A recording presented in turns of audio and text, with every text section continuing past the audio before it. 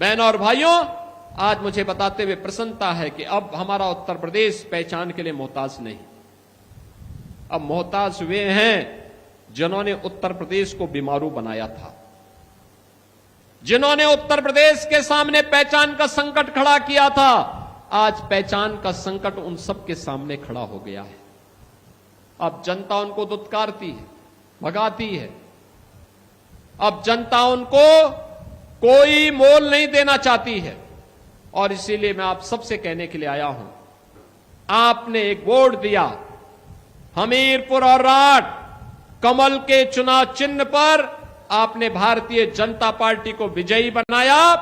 बदले में विकास मिल रहा है, सुरक्षा मिल रही है, एक्सप्रेसवे मिल रहे हैं, हर घर नल की योजना मिल रही है, लखपति दीदी, ड्रोन दीदी और मिल्क प्रोड्यूसर के रूप में नए नए अभिनव प्रयास हो रहे हैं, नवाचार हो रहे हैं। हिंदुस्तान यूनिलीवर आ रहा है, जेके सीमेंट आ रहा है, और अब तो यहां पे गेल इंडिया का यहां पे फ्लोटिंग सोलर का प्लांट लग रहा है।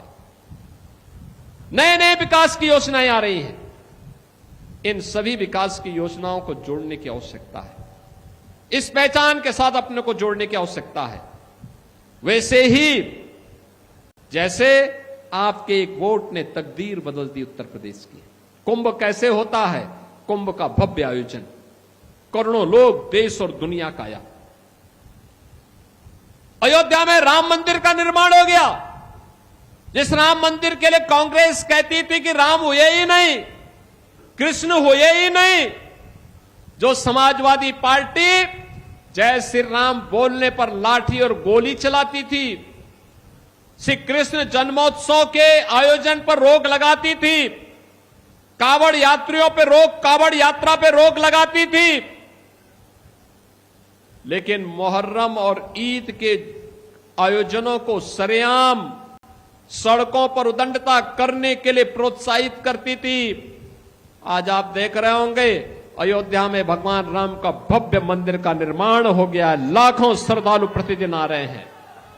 काशी में काशी विश्वनाथ धाम का भव्य परिसर बन गया है, मां विंध्यवासिनी का धाम आप देखिए। और हर विधायक जिस भी आस्था के केंद्र को प्रस्ताव देता है, उसका पर्यटन में सुंदरीकरण की योजना हमारी सरकार बना करके उसको लागू करती है। अब पैसा आस्था के केंद्रों को जा रहा है, अब जनता जनार्दन के द्वारा दिया गया पैसा कब्रिस्तान की बाउंड्री वॉल पे खर्च नहीं होता है। यही अंतर है। पहले आपका पैसा कहां दुरुपयोग होता था, और आज आपके द्वारा दिया गया पैसा कैसे आस्था को सम्मान देता है, विकास और इंफ्रास्ट्रक्चर की बड़ी बड़ी योजनाओं को लेके आता है। आज इसका उदाहरण बना है। और इसलिए बहनों और भाइयों, ये संभव हो पाया है मोदी जी का नेतृत्व और मार्गदर्शन और आपका निर्णय। एक वोट आपने दिया, तकदीर बदल दी बुंदेलखंड की।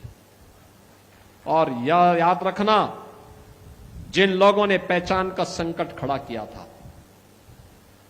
जो इन माफियाओं के सरपरस्त थे, इन लोगों को दोबारा पटकने नहीं देना है, दोबारा आने नहीं देना है। इन लोगों के सामने अब स्वयं की इनकी पहचान के लिए मोहताज करवाना है। इसके लिए मैं आप सबसे कहूंगा, हमें जाति के नाम पर, क्षेत्र के नाम पर, भाषा के नाम पर विभाजन नहीं होना है।